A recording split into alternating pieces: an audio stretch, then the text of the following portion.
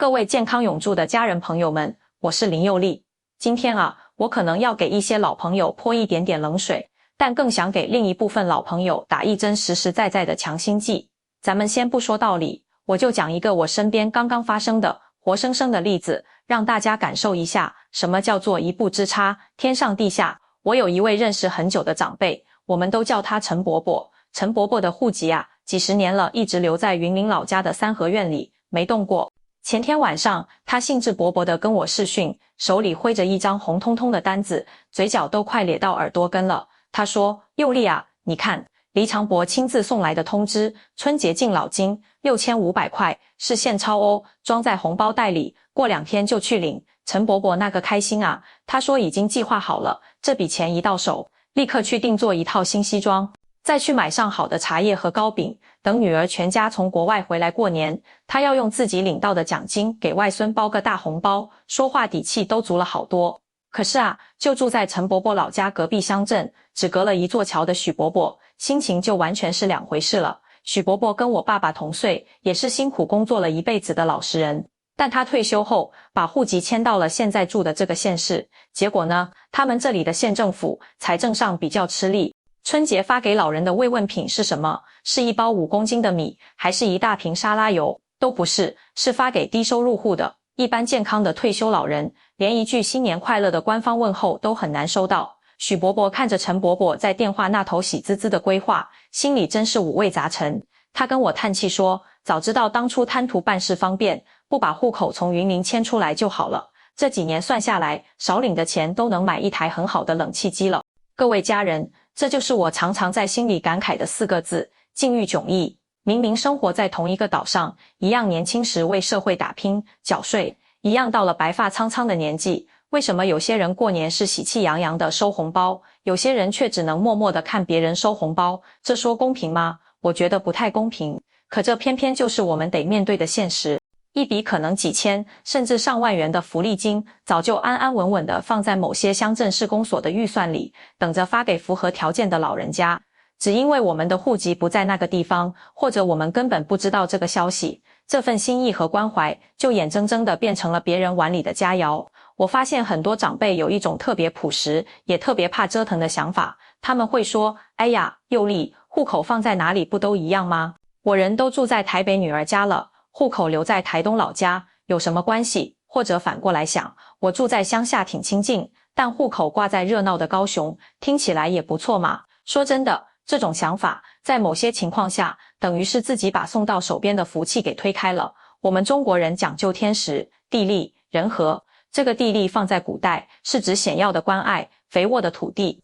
而放在我们今天退休族的生活里，地利就是实实在在的福利政策。台湾因为地方自治的缘故，各个县市甚至各个乡镇区的财政状况和施政重点差别真的很大。有的地方有蓬勃发展的科学园区，税收丰厚，福利自然办得阔气；有的地方因为有电厂、工业区的回馈金，发给居民的红包特别大方；有的地方首长为了争取民心，对长辈的照顾特别周到。而也有些地方可能真的资源有限，心有余而力不足，老人的福利项目就比较简单，甚至没有。你想想看，如果你人长期住在一个福利很不错的地方，但户籍却留在一个没什么福利的家乡，这不就像是守着一座金矿，却还在外面辛苦讨生活吗？反过来也一样，如果你老家的福利本来很好，你却因为各种原因把户籍迁到了一个福利普通的都市里，那不就是自己放弃了应得的权益吗？尤其是现在年底到了，各个县市的春节敬老礼金、重阳礼金、端午节慰问金都在陆续公布和发放。这可不是100-200块的小钱哦，动不动就是2-3千元，多的甚至5000、1万。这笔钱对富裕的家庭来说，或许只是一餐饭钱，但对我们大多数依靠退休金、储蓄过日子的长辈来说，它意味着什么？它意味着过年时，你可以不用犹豫，就包给孙辈一个厚厚的、充满爱意的压岁钱；意味着年夜饭的餐桌上，你可以豪气地点一道全鸡，添一条大鱼，或者加一份你最爱吃的年菜，并且可以开心地对全家人说，这顿阿嬷请客。那种我还能靠自己给家人带来快乐的成就感和尊严，是多少钱都难以衡量的。如果仅仅因为怕麻烦、不了解，就让这几千上万元原本属于你的新年贺礼白白溜走，这个年，你心里会不会有一点点的遗憾和不甘呢？说到这里，我都忍不住要停下来喝口水，一方面替许伯伯感到惋惜，另一方面更是替屏幕前可能还不知情的您感到着急。家人们，林佑利我之所以花那么多时间戴着老花眼镜去研究各个县市政府发布的条文，去打听不同地方的发放标准，为的是什么？就是不希望看到任何一位辛苦了大半辈子的长辈，因为信息的滞后而成了福利体系里被忽略的那一个。如果您觉得佑利说的这些话是真真切切在为大家的年终红包着想，那么请您现在动动手指，在视频下方为我们健康永驻频道点个订阅，把那个大大的红色按钮按下去，也给我们一个赞。更欢迎您在评论区留下一句我要领红包，把这份福气分享出去，让更多老朋友、老邻居都能看到。我们要互相提醒，团结起来，把本该属于我们的福利稳稳地拿到手里，这才是真正的福气共享，功德无量。好了，点完赞的家人，我们继续来算一笔关键的户籍地理账。林佑利我仔细帮大家整理和比对了一下，根据目前能掌握到的2025年政策趋势来预估，2026年春节全台湾福利红包最丰厚的几个宝地大概是这些，请您拿出身份证或者想一想户籍地址，我们来对号入座。首先，第一名，堪称福利的璀璨钻石离岛地区。各位长辈，如果您有亲人户籍还在金门、澎湖、马祖，或者您自己本来就是离岛人，只是早年为了工作来到本岛定居，那么请您千万要重视这个户籍。只要您的户籍还留在离岛，或者您有办法将户籍迁回去，恭喜您，您已经站在了福利的高地上。这几个地方因为有一些特殊的建设基金、酒厂盈余回馈，加上额外的离岛补助，对待长辈一向是出了名的大方。春节慰问金加上各式各样的敬老津贴，加起来很可能有5000到1万元，而且不仅仅是发现金，更有让人羡慕的配售酒福利，像是金门高粱的配售资格。如果您有户籍，就能以非常优惠的价格买到专供县民的酒，很多人转手让给熟悉的商家，立刻就能赚到一笔可观的差价。里里外外加总起来，过一个年，您的福利收入可能比本岛许多地方的长辈多出1-2万元。再加上离岛居民搭乘飞机的票价优惠，如果您把户籍迁回去，以后回乡探亲访友都省下一笔钱，这笔长远账怎么算都超级划算。接下来，第二名，我们来看看本岛中部的超级明星彰化市，这里要特别听清楚，是彰化市，并不是整个彰化县哦。彰化市的市长对于长辈的照顾，那是相当有口碑的。目前的规定是，只要年满70岁的长辈，春节敬老礼金直接发放新台币6000元整，这6000元是实实在在的现金，要么由里干事送到府上，要么直接汇入您的账户。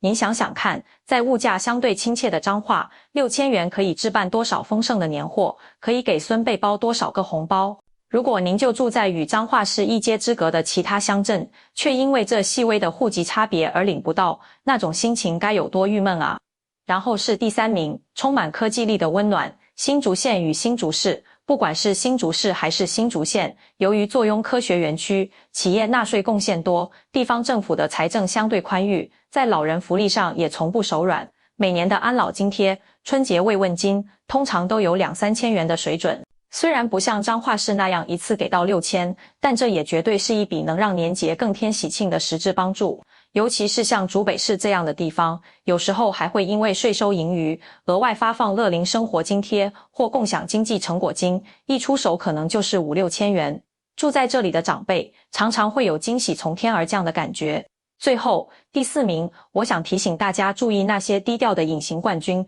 特定的乡镇区。除了上面提到的明星县市，台湾其实还有许多小小的乡镇，福利好到让人惊讶。这些地方往往是因为辖区内设有发电厂、焚化炉、石化专区、机场等重要设施。这些设施虽然可能带来一些环境上的负担，但也会依法获议约定反馈给地方公所一笔可观的回馈金。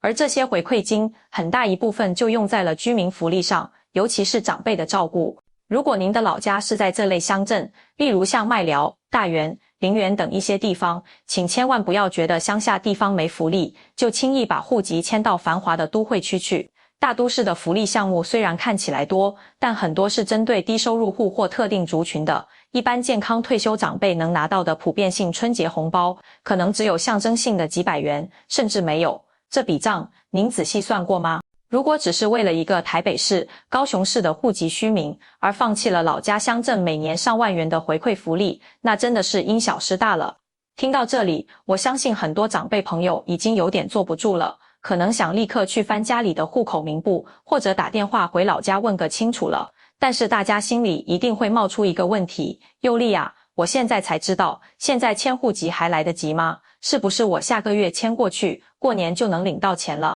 这个问题问得非常好，也恰恰点到了整件事最关键的策略核心和潜在陷阱。为了公平起见，防止所谓的福利移民，也就是平时根本不住那里，只是为了领钱才把户口迁入的情况，绝大多数县市发放这类春节敬老礼金都会设有一个户籍门槛，最常见的就是涉及需满一定时间，这个时间门槛通常是6个月，有些严格的甚至会要求满1年以上。现在已经是2025年的年底了，如果我们现在才行动，坦白说，想要赶上2026年农历春节的这波发放，在很多地方恐怕是来不及了。但是，各位亲爱的家人，我们的眼光一定要放长远，今年的春节红包赶不上，难道就放弃了吗？明年的春节呢？后年的呢？还有很多地方是3节，春节、端午节、中秋节都有发放敬老礼金的，端午节的那个粽子金，您或许就赶得上啊。有些乡镇的规定比较宽松，可能只需要涉及满3个月或4个月就能领取。如果您现在因为觉得来不及了而什么都不做，那么您明年、后年这个时候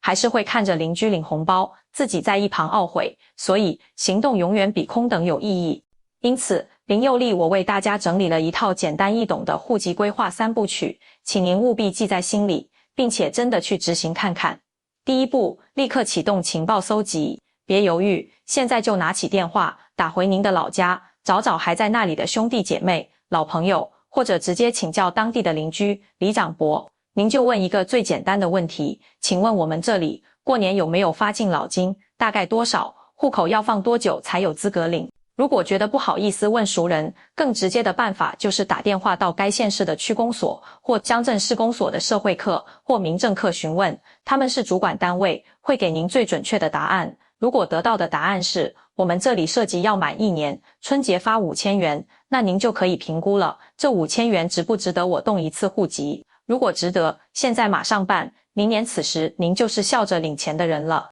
这一通电话的价值可能远超您的想象。第二步，仔细评估人与户籍的布局。如果您现在和子女同住，户籍也在一起，那么您就要冷静地算一算，是您现在住的这个地方福利好，还是您原来的老家福利好？如果老家1年能多领8000、1万，那您完全可以和子女商量，不如把我的户口迁回老家去，反正我人还是在这里跟你们住，户口回去可以领一份福利金，补贴家用，不是更好吗？这种做法在台湾非常普遍，叫做人籍分离。不过这里有个小细节要注意，有些发放单位，特别是基层的里长或村干事，为了核查真实性，可能会进行居住事实访查，也就是上门看看您是不是真的住在这里。这时候，如果您的户籍是挂在老家兄弟姐妹的户内，就可以请他们帮忙留意，万一有人来问，可以说他去台北孩子家住几天，很快就会回来。通常这样解释都能过关。